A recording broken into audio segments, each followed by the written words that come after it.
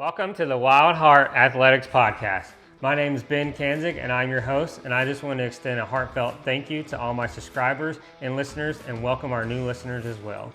Without you, this podcast would not be what it is today. It's you, our audience, and our phenomenal guests that make this podcast truly special and unique.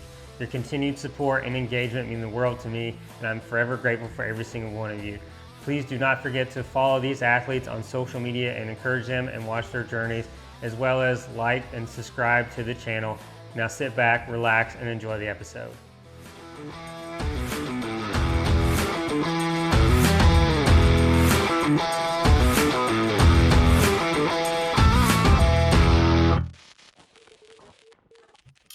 Well, Mark, thanks for talking to me today. I really appreciate this opportunity to talk to you.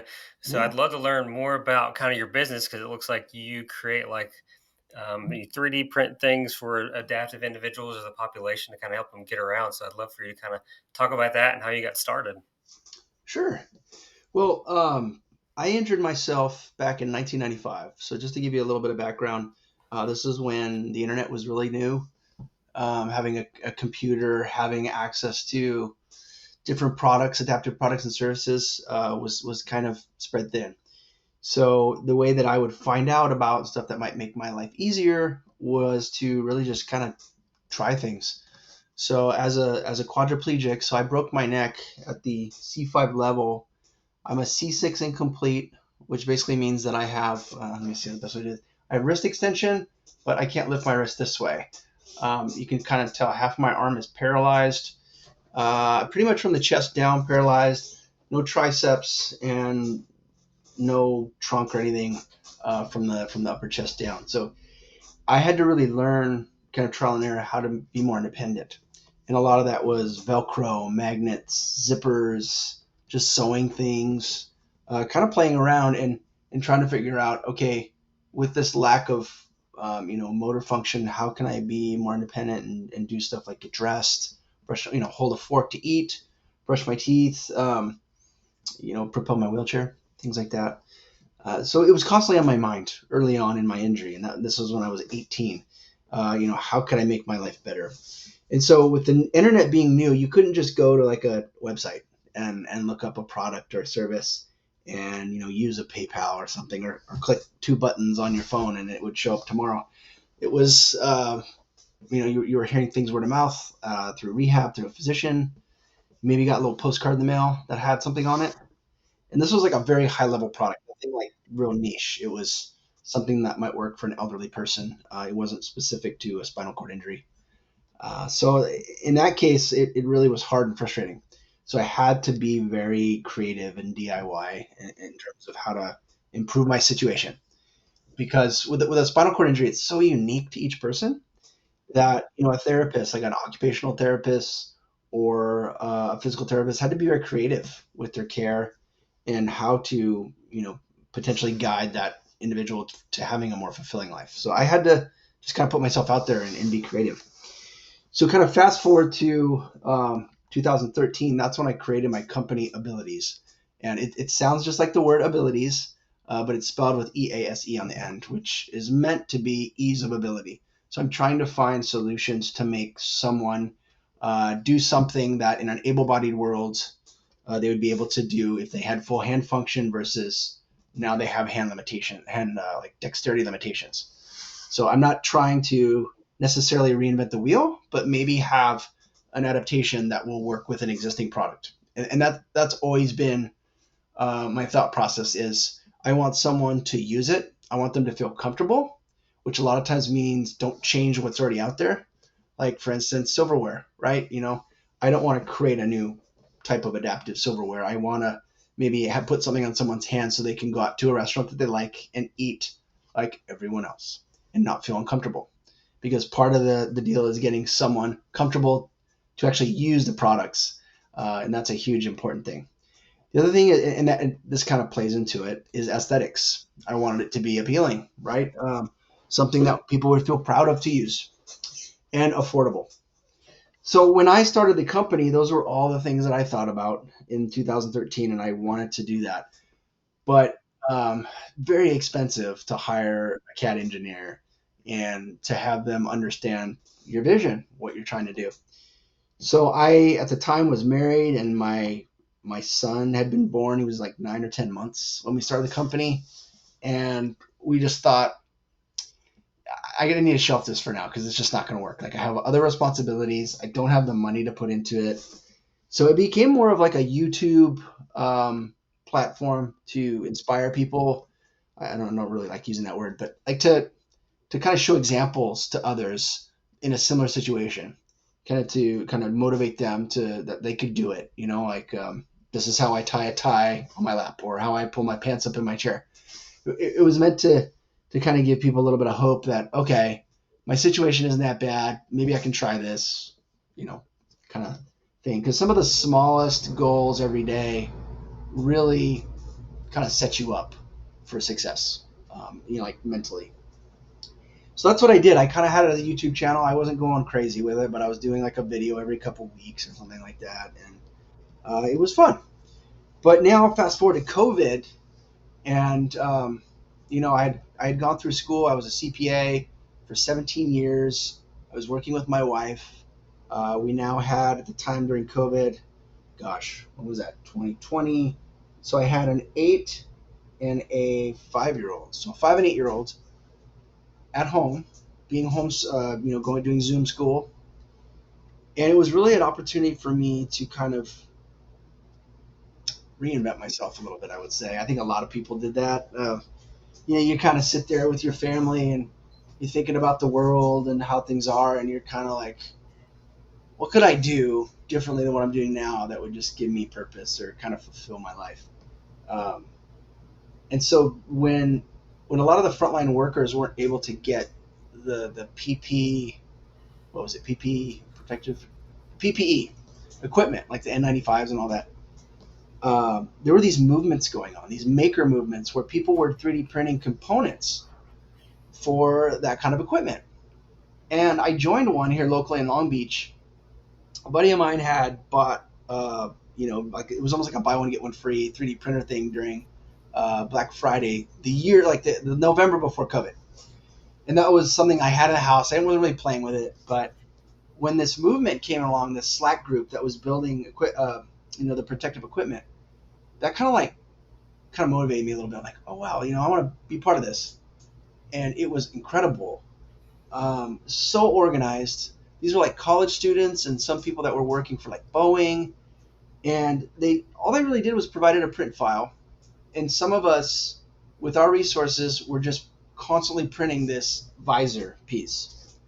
And I was doing it with my sons, and I think we did about 500 of them. And it was so organized. Like, people were finding out which local hospitals needed product. They were dropping off spools of filament for me. They were picking up product from my door.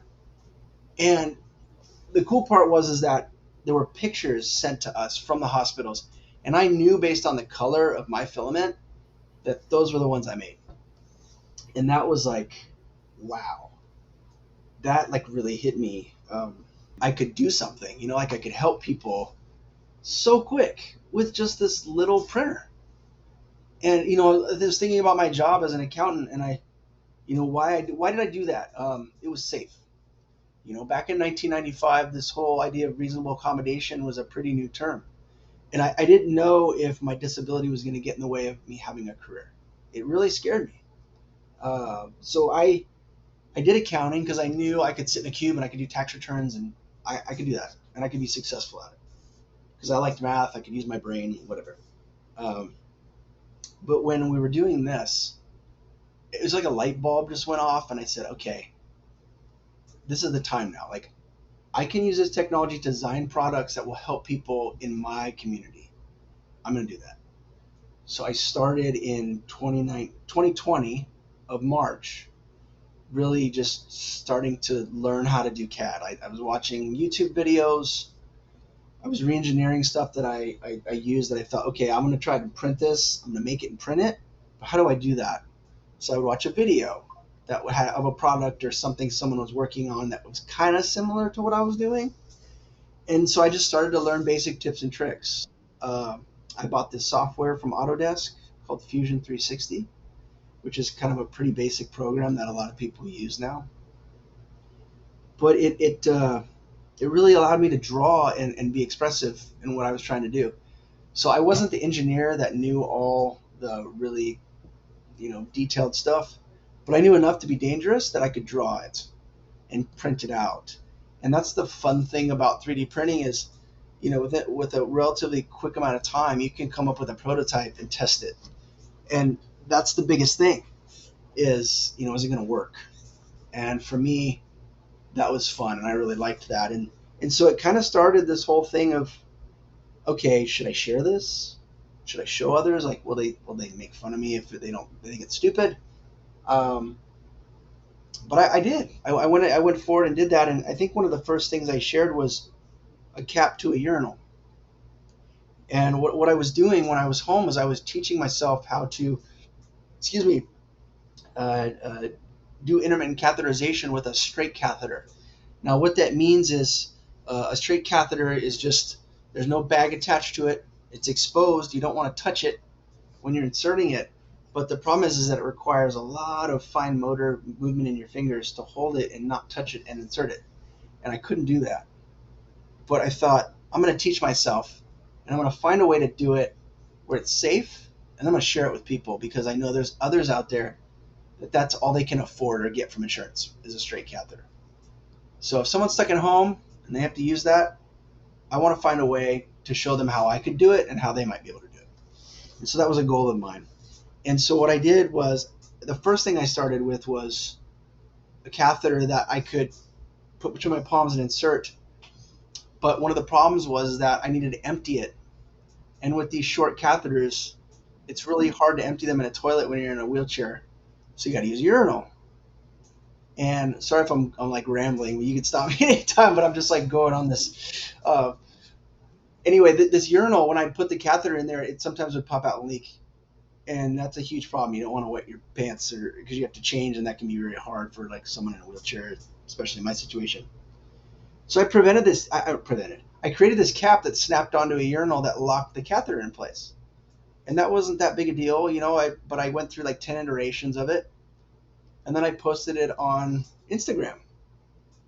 And I got people from different countries reaching out going, oh my God, I could really use that, or I need that. And it was just this eye opener to me that, there's so many countries where people don't have access to stuff like this.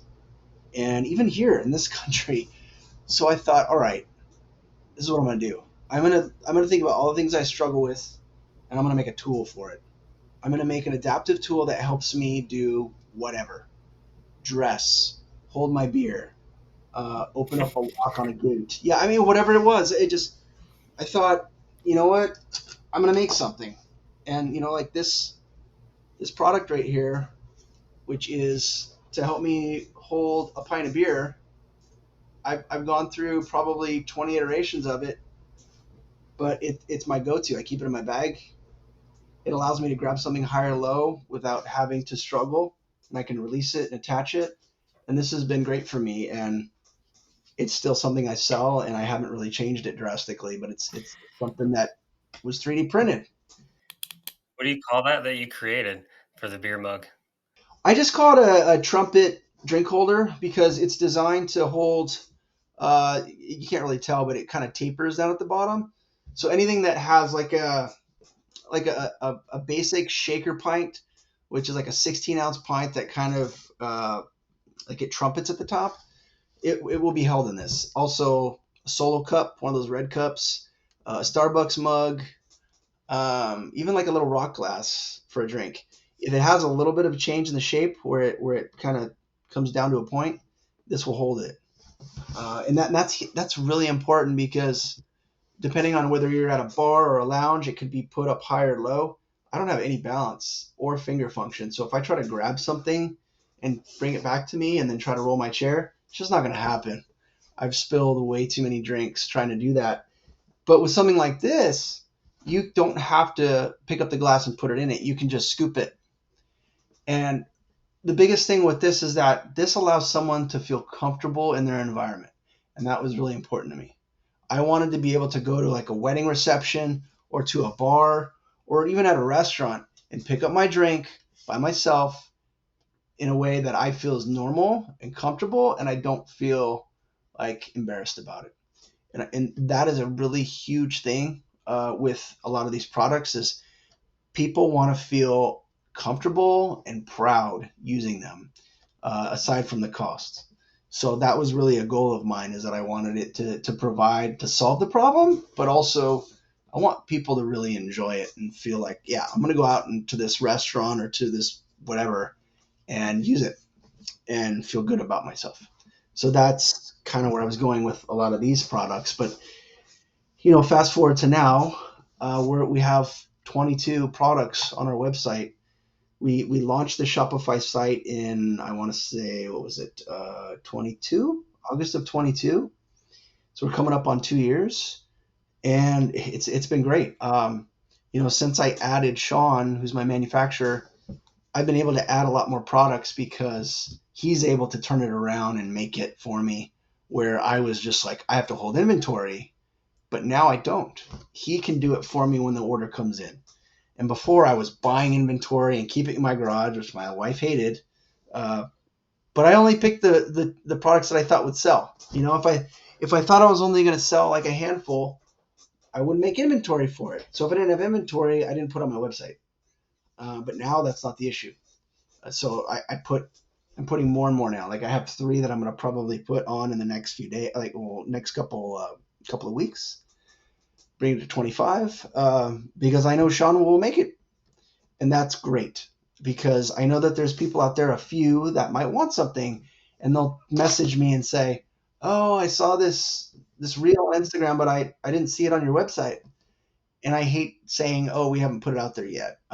So I'm getting to a point where I'm just comfortable putting it out so that the few people that wanted it can get it, and have access to it, and can have it be shipped anywhere in the world. So, yeah, so that was a long, a long answer. No, you're But good. that's kind of how it went. It just kind of took off from there. But really, COVID was the fuel or the spark, so to speak, to kind of get me really going with what I wanted to do years ago. But it was just not the right time, and it was expensive. So yeah, so now it's definitely available to me to be able to kind of spread my wings. That's really awesome. And something that I'd really love to highlight that you mentioned about your products too, and just kind of the, adaptive population is you talked about being comfortable. Can you kind of elaborate on that and how important it is for, adaptive individuals to have like that individuality that they can have, they can do things themselves and like being comfortable in public. Can you kind of speak on that and elaborate on that and how important it is? Yes. You know, the way the world is kind of set up and how things have been marketed is that beautiful people, maybe fit bodies, able-bodied, being able to do everything with their hands and legs and partake in those kind of things. That's how the world has been built. And as much as I'd like to say the ADA has been huge since 1990 to really push for change, um, it's really hard. There's still places that exist that aren't accessible, and part of that is due to the fact that people who are disabled aren't going out there and testing these things, right? Trying them, because visibility is very important. I'll give you a small example. When you go to a restaurant, or at least here in Southern California, and let's say they have like a bar or kind of like a counter, they might have a lowered counter for someone, a patron who is either not, who might be shorter or is in a wheelchair. So you can pull up to it and enjoy the same things that everyone else at a bar stool is enjoying. But the problem is a lot of people don't know about these and they don't go out and use them. So what does the staff do? They stack dishes and plates and menus, and they might even put their POS system on it so that it's accessible to them. But that's because people don't go out and use it. So they don't know that that's for someone in a wheelchair or who is, maybe short, to go and sit there and enjoy their meal or their drink. And this happens all the time. Well, to me, that's on me. I need to go out there and tell them, hey, I want to eat here. Can you clear this off? And then they'll go, oh my gosh, there are people out there that need this. Versus, oh, we just built this and we were told that we need to make it ADA compliant. So it's a headache to some people or a small business owner, and they're going to say, well, no one's using these things, so you know what, we're going to put dishes on it. So it's kind of a little bit of both, but there's barriers to get out, right? There's financial barriers. Someone might need a caregiver to come and get them up and get them dressed so that they can go out and actually go to this restaurant, right, or bar. They might not have transportation. Huge problem. Accessible transportation is so hard to get, and it's expensive if you get something that will really work for you on demand anyway. But kind of getting back to that whole thing, let's say you are going out, being comfortable with your disability, especially if it's visible, is a really big deal. And that timing of when that occurs is different for everyone. For me, it took about a year, and that was getting to be physically independent to where I could push my chair, I could wear the clothes that I wanted, I could use my hands to where I could hold a fork and eat. Well, I'll give you an example. So like some people have straps and things that they put their utensils in to eat. Well, I got to a point where I didn't want that because it made me feel different and embarrassed, and I didn't want that. So I would say after a year, I just learned how to hold my fork like this between my fingers so that way I could eat. And this took years to figure out how to do this to where I could stab food and feel comfortable and do that. But that was the way that I could feel comfortable so that I could order spaghetti or stab a steak and try to cut it, or different food. And that was a big deal to me so that I could go out and feel quote unquote normal, you know, because the able-bodied population doesn't get it. They don't get that there's that struggle there. And that's not just hands. It could be, motoring around in a wheelchair, having access with a ramp, getting into tight spaces, like going into a mall at a clothing store where they put the racks so tight together that it's like me, pushing myself through shirts and pants. You wouldn't believe how many people don't think about these things. But again, it's about visibility. It's about representation. And so I'm hoping through my products to build or to innovate and make stuff that people will use, that they feel comfortable, that will help create that visibility that we need. Like, we need to do that. I try to do it as much as possible every day. I try to educate people about the access aisles of parking. When I get carts or a motorcycle parked next to me and I can't open my ramp, people don't know what those spaces are for, and they're not going to go research it because it's not convenient for them. They're going to put their stuff right there because they don't want to go all the way back to the cart return. But that affects somebody's life. And that affects my ability to be comfortable to go out there and shop at Target or wherever. And so it's really kind of on us as the disabled community to go out there and push for these things. ADA created the platform, but now we need to be visible and challenge what businesses are doing and how they're implementing it. And so that's really the only way to kind of push for that level of being comfortable and getting others out, and also showing that we're doing this kind of thing so that they can partake in that. Because really, we're still far away from making it very accessible, but you're starting to see more stuff happen, which is really, really cool.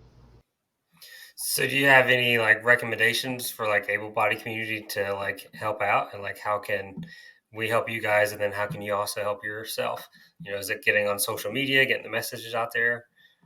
And this is a hard question because not everybody that has a disability, especially if it's physical, because you can notice those individuals more. They might. It depends on how you approach the question, right? Do you go up and talk to them? Will they feel weird about it? Depends on the person. You're not going to go. If you go up and say, "Oh, hey, how are you in the wheelchair?" Someone might know not how to approach that question and how to have a conversation, because a lot of individuals in the disabled community always laugh and make fun of how an able-bodied person might try to talk to them, say, "Oh, I was in a wheelchair for 2 weeks," or "Oh, slow down," or just like some comment that really just sounds funny, or they might offend them. But I would say, if you see it and you're unsure, because like the little yellow bumps, the Tenji blocks that exist right there for visually impaired. A lot of people may not know what those are for, and it's always just good to kind of question what it is and maybe go look it up. or if you have an opportunity to speak to someone and you can sense that they are willing to talk to you about it, like I'm an open book. If someone were to ask me how I got injured, I'd be okay telling them, depending on where we're at, right? I mean, if we're in line at a grocery store and someone asks me, and maybe their way of talking to me is, so, hey, that's a nice wheelchair. How did you, that's fine. And I'll talk to them. I know it's not the easiest thing and people feel uncomfortable about it. I just try to present myself as being more approachable so that I can talk to someone and educate them. But it's just a hard question to ask, to be honest, Ben. Like I don't know the easiest way, but if you see something on social media or something where you question it, I would say ask the question maybe on a, someone who is disabled that is an influencer or someone that is on social media and they get a lot of questions or comments. Maybe ask your own question on there and see, if you get a response, because I think it's good. Because I don't feel like people would be afraid to answer the question if it was posed in the right way. Um, because it's really it's about communication and how do we get both able-bodied community, businesses, and the disabled community kind of talking about these things, because it's inevitable for everybody that they will age into some type of disability. Now, it may be quick where someone gets sick and passes away, or it may be something where it's slow and it becomes more of their life and they have to adjust to it. I mean, it's just inevitable. I forget the statistic, but I think they say like 1 in 4 individuals will become disabled at some point, or it's going to happen. Um, for some, they're born with it. I acquired it at the age of 18, but I'm seeing it now with my parents and family members. As they get older, they struggle with stuff, but they still want to go live, right? So how do we make them comfortable? How do we get them what they need so that they can still go and do the things that they enjoy, right? Um, so yeah, I hope that kind of, but that's a hard one to answer. I mean, it's communication and how do we bridge that? But I think going to social media is a very easy one where you can just kind of watch and see what people are doing and what people struggle with and kind of pay attention to it in your own environment. No, I agree with you, and I understand kind of where you're coming from. But I think one thing is that we could do is also see you guys as like capable. I think that's a big thing. I was talking to an amputee soccer player, and she was like, the best kind of question she's ever been asked was just like someone came up and said, "If you need help with anything, if you need help with anything, let me know." And then that was it. They didn't offer any help. They didn't do anything like that. They just, "Hey, I'm here if you need something," and that was it. And she said that was probably the perfect response, or would you say interaction she's had. No, that's true. That's good. Kind of like you're not overstepping.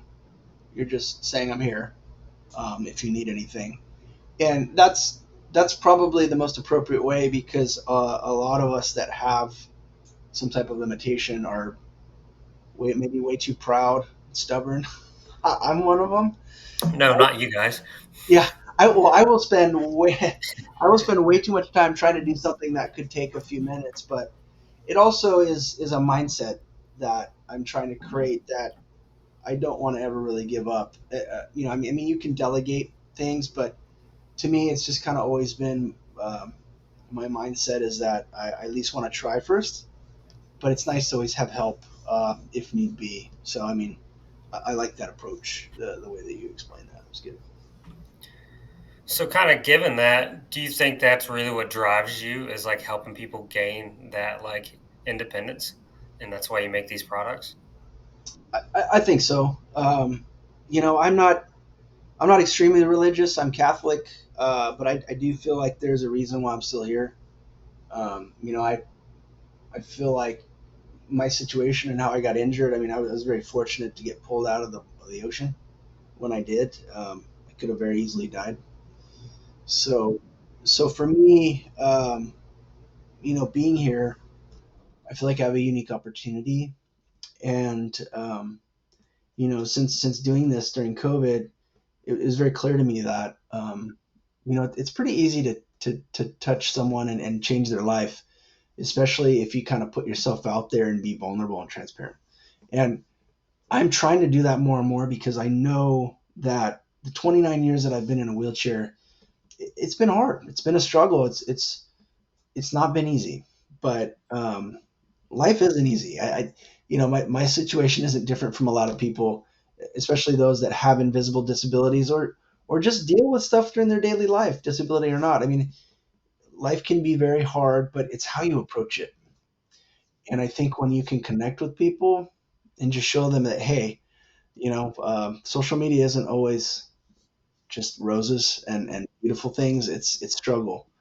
It should be to show that we all have something that we have to deal with, and we can all kind of get through it together, or try to, or be open to talking about it. I love to. I wish I had more time in the day, because when I get messages, I like to try to respond to people just to kind of give them a little bit of hope, or just to show them that I'm listening, I'm paying attention to what's being put out there. Because I think it's important, and it just makes me feel good. Like, it gives me a purpose. I love being a dad. I love watching my kids play sports. And one of the things that I struggled with was that I couldn't do half the stuff with them. When they were young, I couldn't. I had a difficult time changing their diaper. I mean, yeah, I could struggle and try and do one here and there, but like, it just didn't make sense. So for me, it was really about the time, you know, sitting there with them and reading to them, or just being in their face. Now that they're kind of like little people now, just being around them, and they're like, "Hey, Dad, I wanted to," just listening and engaging. That's so huge compared to, like, "Oh, I can't kick a soccer ball," or I can't go run down the street with them. Like, it's just really about being there in the moment. And for me, that kind of extends to people I talk to all the time on social media. Giving them time, and trying to help them if I can. If they have a product idea that might make their life easier, I'll see if I can do it. And if I can, I'll be very honest with them. But yeah, being vulnerable and talking to people has really been super fulfilling to me. So I love the journey I'm on, and I'm hoping that I can grow it into a business where financially I could hire like-minded individuals, build a team of people that kind of get it, really, really understand what I'm trying to do, and pass that on to others, and hopefully pass it on to my kids, that kind of thing. But uh, just the idea of, like, such an amazing feeling that you can improve the quality of someone's life. And I'm able to do it with plastic and my time. Right?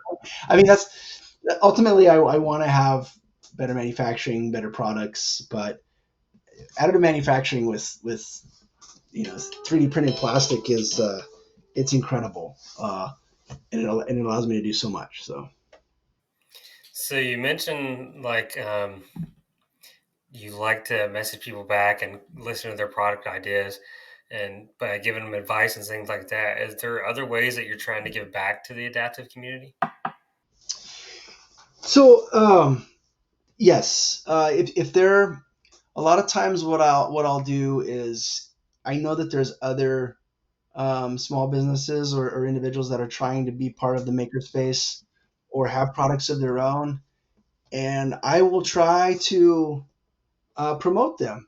I think what's important as we kind of move forward is having a centralized marketplace where we can promote other adaptive companies out there, or people doing really great things.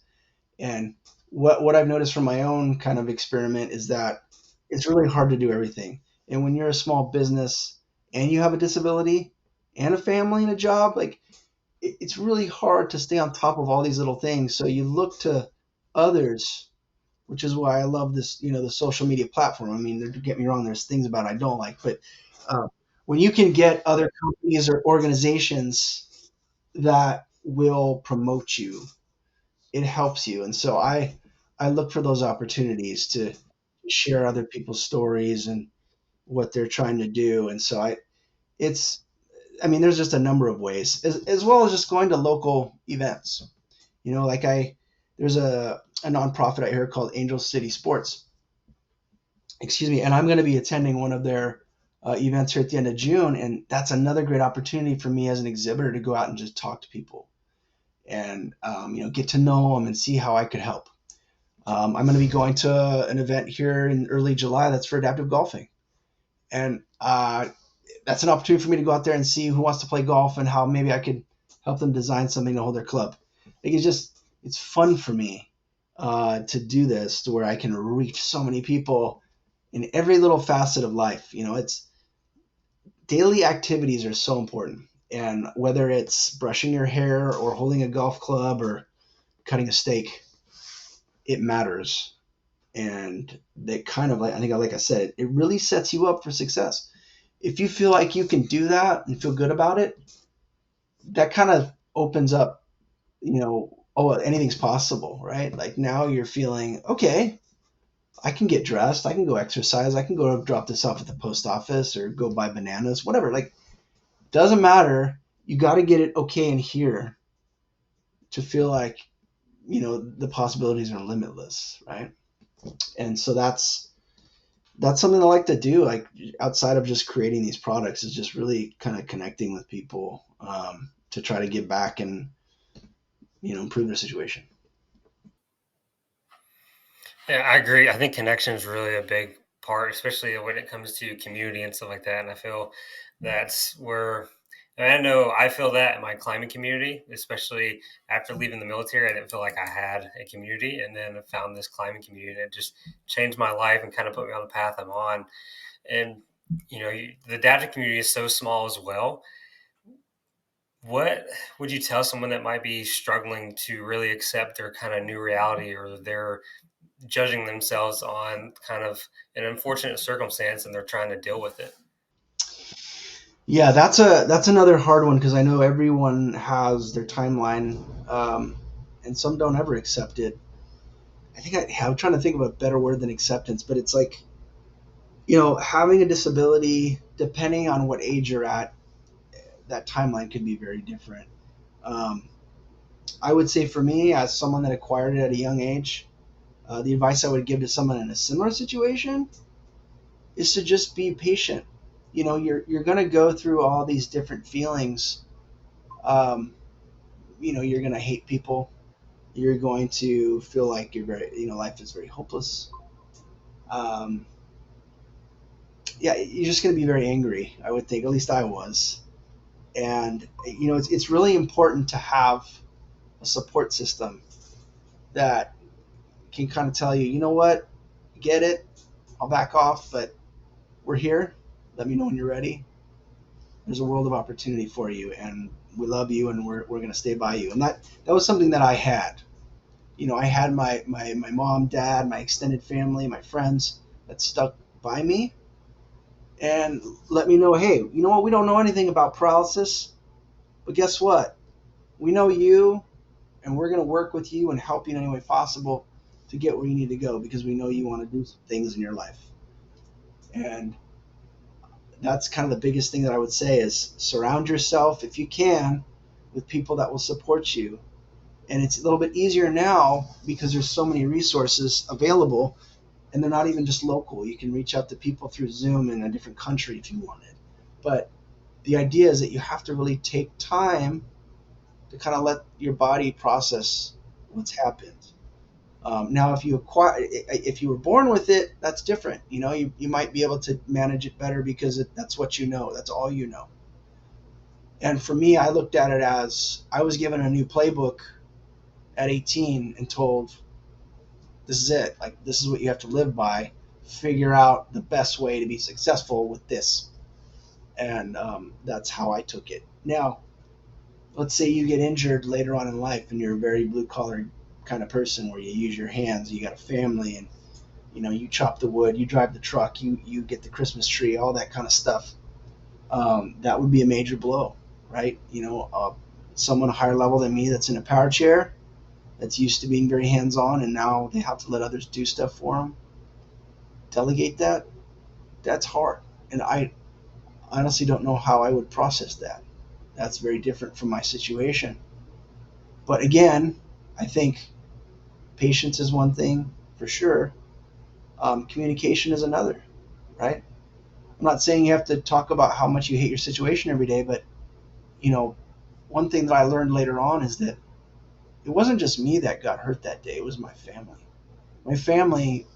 My mom especially, had a son that was now paralyzed. And now that I have kids, I get it. If my son gets hurt or they're upset, like I feel for them, and I get that that's a big deal. And so you have to let the others grieve as well. So communication is important. But for me, it was being open to change and being open to trying new things. Like there's so many adaptive sports and different things that you can do regardless of your disability. And that's cool because I get it. When you wake up each day, you want to feel like you have purpose. You want to feel like you have something to do, right? When people retire and get older, that's like the biggest complaint is that they're bored. And a lot of times if they're not using their mind, well, they don't live a whole lot longer after that because they just don't feel like they have a reason to live. Well, there's really no excuse now. I mean, there's just so much stuff that you can do as a person with a disability that, when you're ready and you're done feeling sorry for yourself, depending on when that happens, there's just so many things you could do. I mean, shoot, you could be in the Olympics. You could be an adaptive athlete and be in the Olympics. It's crazy. There's just so much. But I would just say be patient. Surround yourself with people that will support you and understand what you're going through. And be open to new opportunities. Try new things. Like I'm going to go skiing next year, and I haven't done that yet. And I'm really looking forward to it. I'm excited about it. So I mean, it's just let it happen, and be open to it. I mean, there's a wonderful life that you can live regardless of your disability. Just like don't let it hold you back and get out there and find your community. Yeah, and again, it's different for everyone. I can't. I have a pretty level head about a lot of things. I know that not everybody has that. Um, I have friends that were in the military that got injured while they were in active duty and after. And it's tough. I get it. And I can't understand their experience, but I could still provide them with my time. I can listen and show them what stuff is out there that could possibly fulfill them. But there are things. So it's really trying to be patient and see what that looks like.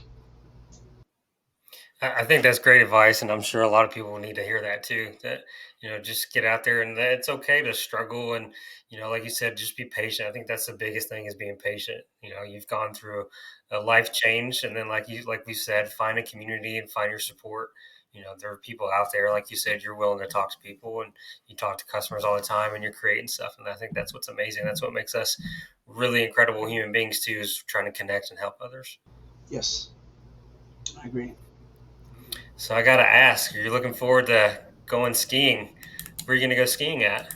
I haven't found the exact place, but we have several adaptive programs up here. I want to say at I think Big Bear, Mountain High. There's a couple different ones, but I just never really like the timing was always bad because winter here when we get snow, it's usually right during my busy season as a CPA.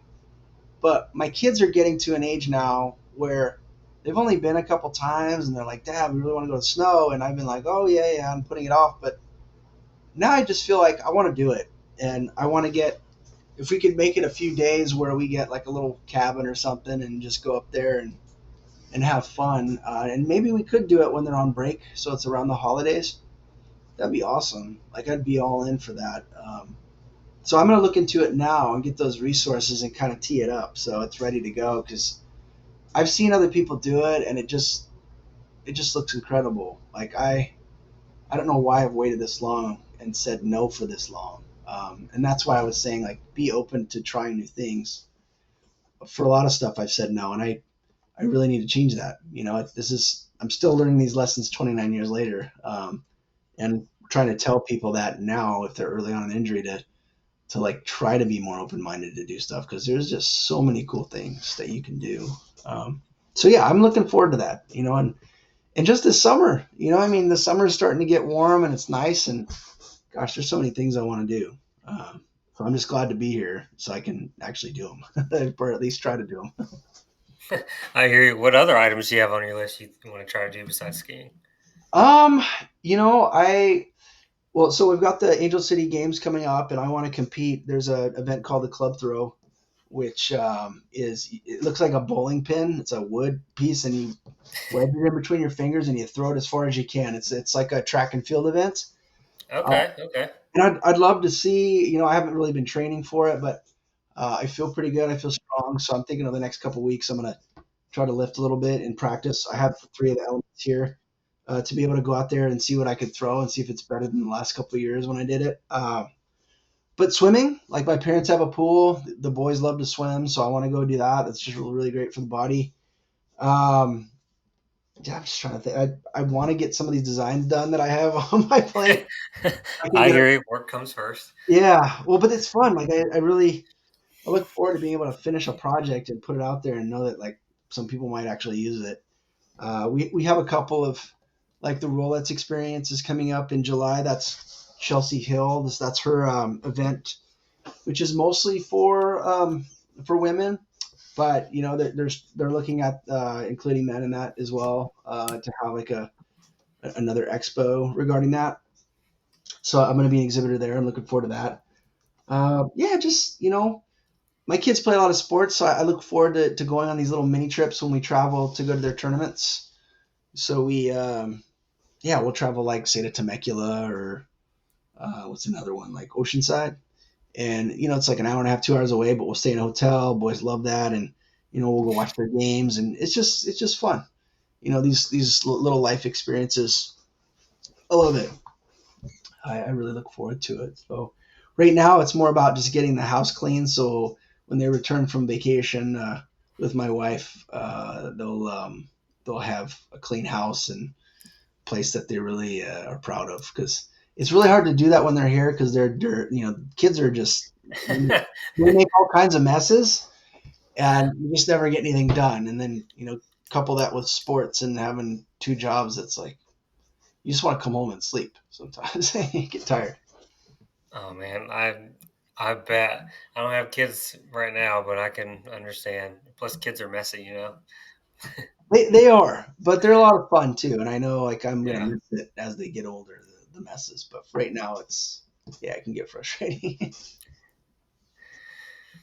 So, Mark, I really appreciate you kind of like sharing everything and giving some advice for everybody out there. But do you have any? What are kind of your future plans? I know you mentioned that you're going to get involved with kind of like some other organizations, stuff like that. But you're also expanding. Could you kind of tell us a little bit more about your future goals for your business?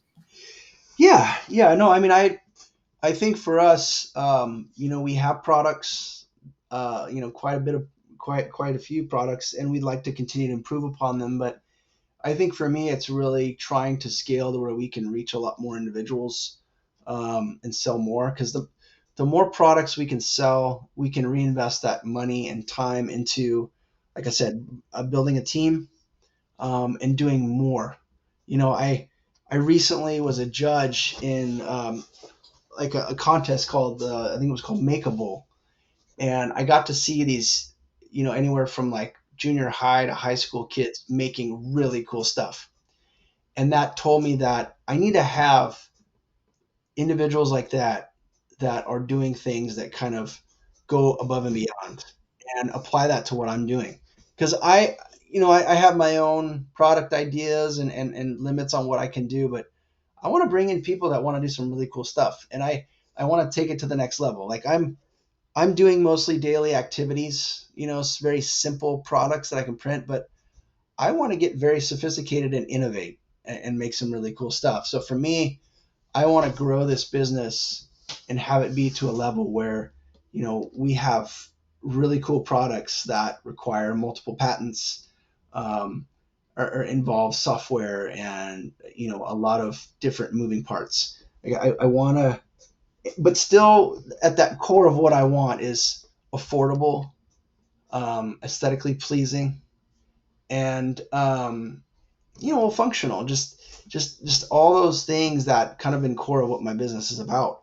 But I want to bring that to the market and hopefully be somewhat disruptive because a lot of the companies that are out there that never really thought about this, never really took the disabled community as being a part of their decision making and the products that they offer to the market.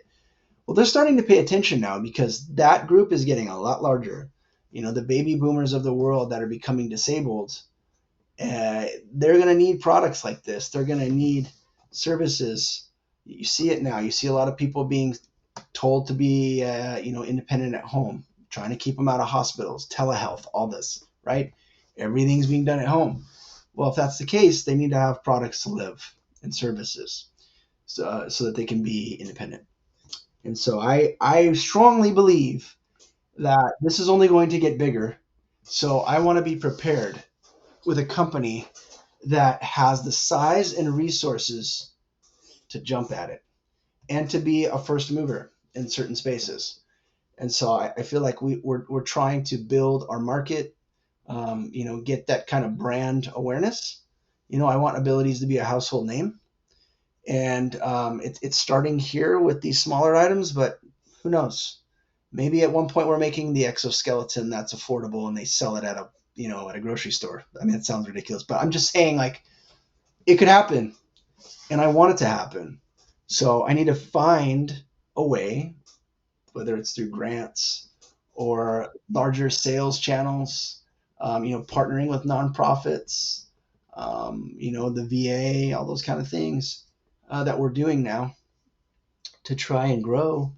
But I see it. Like, I see that vision, and I think you have to see it if you want it to happen. Like, you can't just, you have to like dream it and think it, but you also have to execute. But for me, it's kind of a combination of, like, I don't know, because I've lived it, I know it's possible. And I truly believe that. I go to bed at night thinking about what I want to do the next morning. And that's exciting to me. And I want to bring on board other people that feel the same way. And I know they're out there. I just have to be able to pay them. So Yeah, that's it right there, the pay it. But no, I think what's great is you're in such a unique position because not only are you making these products, but you're making it for people and you're testing them because you're the one that is disabled and you understand what they're going through. And I think that's what makes it very unique, right? yeah, no, for sure. And also, being vulnerable about it, I'm able to approach others that have things that I might not know about.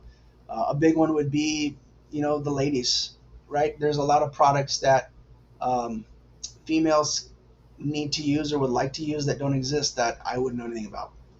So other disabilities, not just someone in a wheelchair, but maybe someone that has vision impairment or sensitivity to cold or hot or limb differences. There's a lot of, it's just endless, but I want to be able to not turn them away. I want to be able to say, look, my team's going to look at this and we're going to figure it out. And if we can't, we're going to bring in another company and work with them so that we can get what you need to be successful. Because that's really what it is. We can either wait for companies and government to change things that will make life easier for someone with a disability, or we can go out there and say, well, we're going to adapt to what's out there and we're going to get you out there sooner. So to me, that's more important. And I want to push for that. And right now, I'm able to do that with limited resources. So I know that once we get more funding, we could really do some cool stuff. Yeah, and I kind of want to highlight what you said about waiting on the government and stuff like that. I think we can get more done by like banding together, and it's been shown time and time again. Like our society coming together and doing things, and like Yes. you're living proof of that with your products. And kind of my last question for you is: do you have like a special product or like your favorite product you've made or you've used?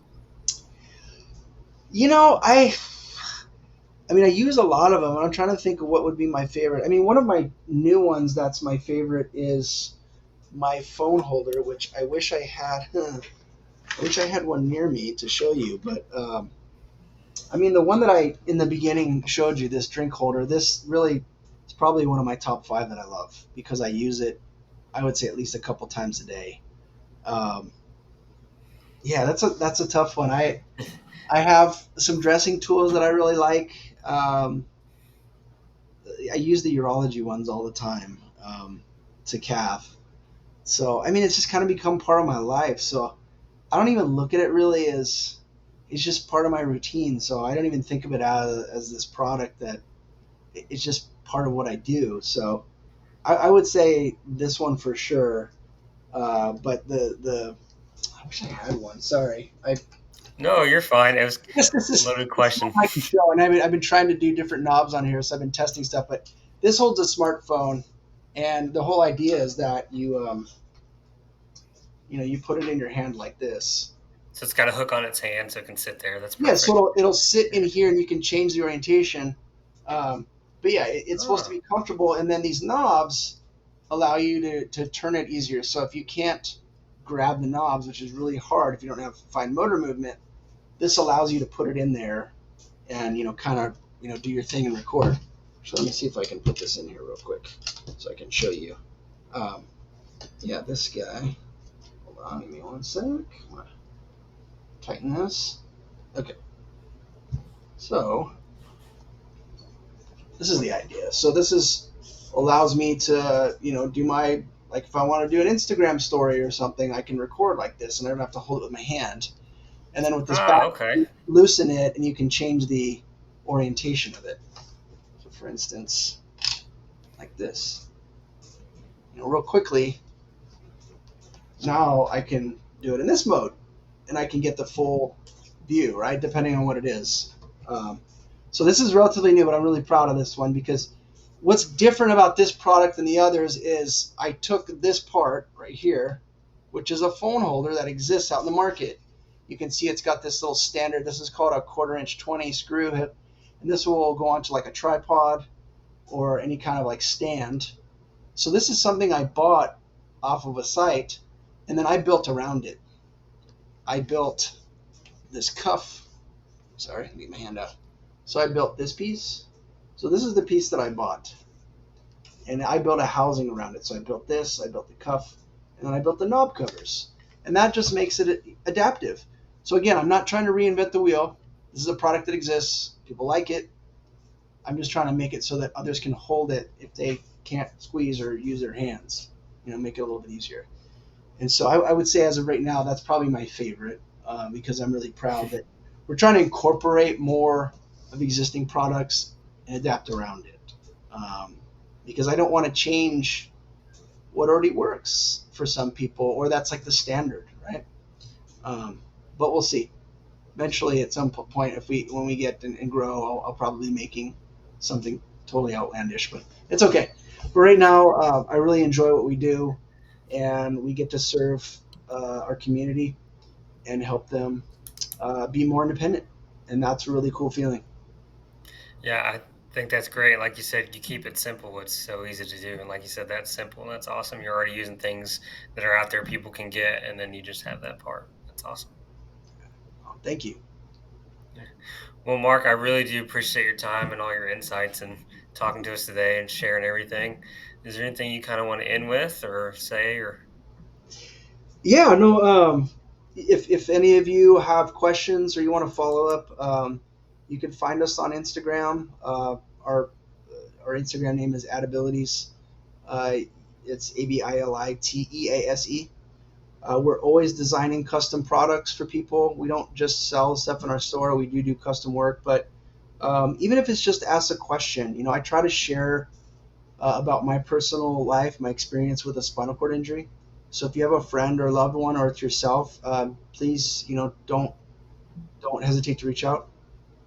If I can't answer a question, I will find somebody. I have a lot of resources of individuals that within this disabled community that I can point you in a direction. Whether it's buying equipment or trying to understand something about the disability, even if it's something that's outside of SCI or a wheelchair. Like, I'll try to help if I can. I get busy, but if you send me a message, I can respond. The other thing is you can reach out to me at mark@abilities.com. That's my email, and I'm pretty good about that. And the way I like it is I can actually see it versus if it's on Instagram, sometimes it gets lost in the mix. But yeah, I would say just feel free to reach out. try to, follow us or other people in the community doing some great things. And yeah, so looking forward to the rest of this year, and we're going to be coming out with even more products and, like I said, attending local events and really trying to do some really cool stuff. Awesome. Thanks again, Mark, for your time.